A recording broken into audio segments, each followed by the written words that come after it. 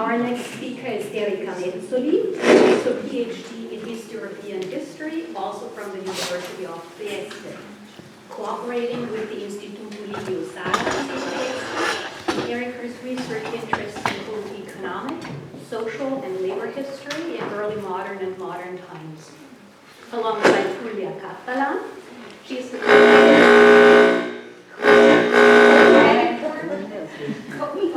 co-editor of Antislavismo, discorsi e pratiche in Italia e nell'Europa sud-orientale tra 8 e 900, which appeared in 2018. Today, Erika will tell us about woman power, a quantitative overview of the female labor supply in the Zone A of the AMG, 1945 to 47. Thank you very much, Dagmar. So, the communication that I'm going to deliver today is a simple presentation of a selection of quantitative data relating to a research which is at its very beginning, I have to say it, on female labor market participation in the post-World War transitions in the Upper Adriatic region.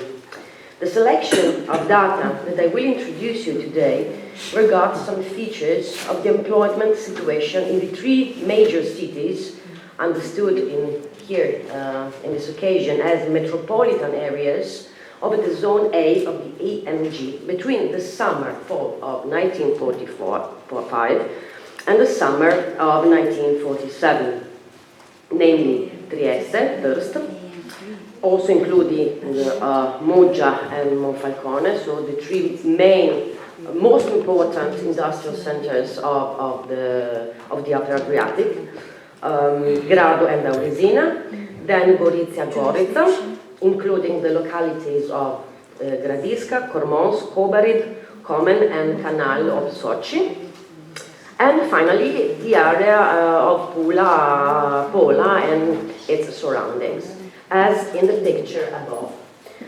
This is the map of the Zone A of the EMG from the June 1945 until mid-September 1947, so just before the entrance in force of the Peace Treaty of Paris. It's important to mention that during the communication, alongside the data relating to the labor market participation by the female population, also data relating to maids and apprentices, so young people from 14 to 16 years old will also be presented.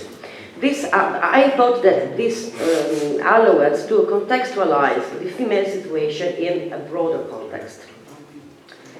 The data relating to the three metropolitan areas were collected from the sources of Ufficio Regionale del Lavoro della Venezia Giulia, translating the Regional Labor Office for the Julian March, which was the official body that had the task to manage and monitor the labor market in the Zone A of the EMG. The office was established by the General Order number 4, so we are in August 44, of the EMG, began its activity at the moment of its institution, so the August 45, and it carried out its functions under the direct control, and this is important to underline this aspect, under the direct control of the Anglo-American military administration. It replaced the functions of the Borsa Lavoro, which was managed by the trade unions from May to August 1945. So, let's go now to present some data.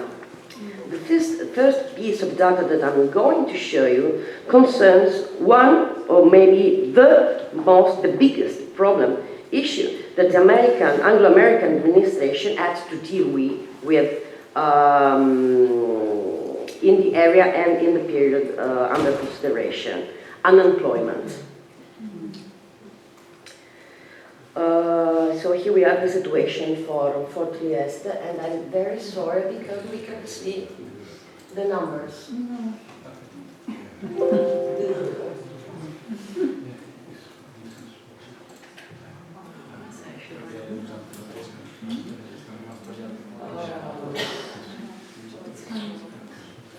Sorry, it's a technical issue.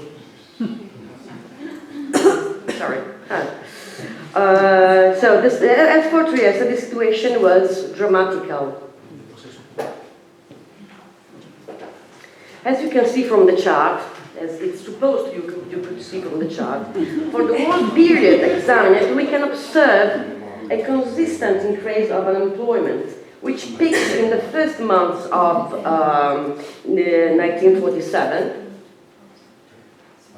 In that moment, female unemployment reached more than 5,000 units, so the line in red, that of apprentices more than 4,000 units, the line in green, and finally that relating to the male population reached the 18,000 units, 18,000 units, the blue line. Later, from the spring of the same year, 1947, we can notice a certain downsizing in unemployment, which will remain more or less stable for men and apprentices. On the other hand, as regards women, unemployment will restart increasing again here, so in the summer 1947. Gorizia. So looking at the Gorizia-Gorica, the situation seems to be more constant, in a sense more linear. Here we have no significant peaks or falls in the number of unemployed, as we have seen for Trieste and as we will see for Pula in the next slide. Here, at least unemployment of female population and that of younger ones remains in a more or less constant range. As for women, it remains in the range of from 1 to 2,000 units, and as for apprentices, it never exceeded the 500 units. Pula. As for Pula, here we can immediately notice that, unlike Trieste, Terst, and Gorizia-Gorica, female unemployment in red is constantly and markedly higher than male one. This means, on the one hand, that a considerable number of women from Pula area wanted to have access to a work position. On the other hand, it means that the rate of female unemployment rate, so the fact to be being hired by someone, by a firm, a company, was quite low. Then, as for the case of Trieste Terst, here too we can observe that at a certain point, so here, the unemployment rate falls dramatically. This does not mean that a mass hiring occurred, of course. So this circumstance allows me to introduce the second tranche of data that I want you to present to you. Those relating to the unemployed people who were expelled, removed, struck from the job lists. There were many reasons why a person could be cut off from job placement lists. The fact that he had found a job on his own, and considering the economic situation of Julian March in the period, it's not very plausible.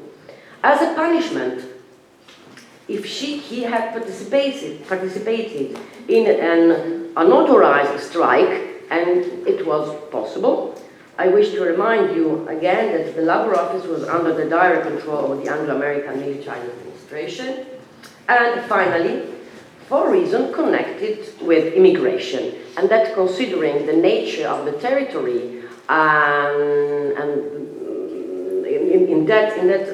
between 1945 and 47, it's a very possible. It's very possible. Here, the situation in Trieste. As for Trieste, in the first case, we can observe a significant increase in number of expelled people, especially women in red, but also men in blue, starting from January, here, January 1947, just on the eve of the singing of the Treaty of Peace in Paris, which, among other things, would have also established the institution of the Free Territory of Trieste. However, it's necessary to underline that after July 1946, which is this data here, can you see it? Yeah. After July 1946, month that marked the beginning of a long hot summer relating social conflict in Julian March, the data that concern the labor situation in Trieste are rather frayed and discontinuous.